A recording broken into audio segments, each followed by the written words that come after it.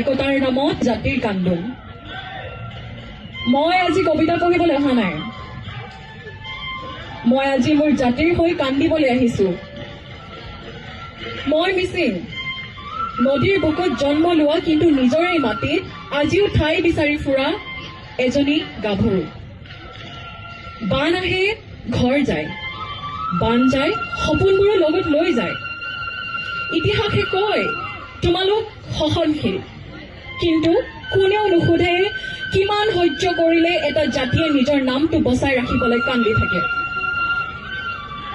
আমি নদীৰ সন্তান, বানে ধুই লৈ যোৱা ঘৰৰ ধূলিত আজিও আমাৰ পূৰ্বপুৰুষৰ পদচিহ্ন জ্বলিছে। আমি মিচিং, নামটো সৰু, মাত্ৰ এটা শব্দ, কিন্তু ইতিহাসত আমাৰ কান্দোন বহুত ডাঙৰ। শিপা আছিল গভীৰ, কিন্তু মাটি নোহোৱা মানুহ হলো আমি।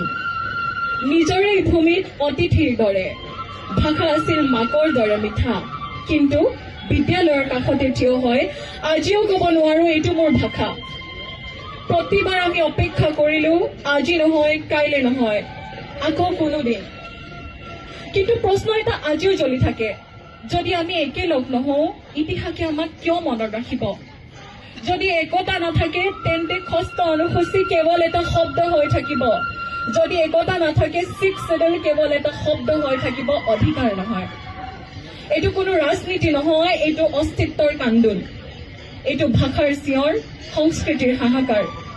আজি 10 মিচিং যুৱ মহোৎসৱৰ মঞ্চত থিয় হয় মই এজনী কবি হিচাপে নহয়, মই এজনী মিচিং গাভৰু হিচাপে, সন্তান হিচাপে নিজৰ জাতিৰ বাবে কান্দিবলৈ অহা।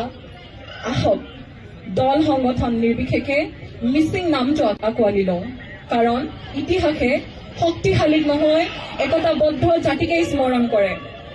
যদি আজিও আমি একেলগ নহওঁ তেন্তে আমাৰ কান্দোনেই হ'ব ভৱিষ্যতৰ বাবে, ভৱিষ্যতৰ প্ৰজন্মৰ বাবে উত্তৰ। আমি একতা হ'ব নোৱাৰিলো। ধন্যবাদ।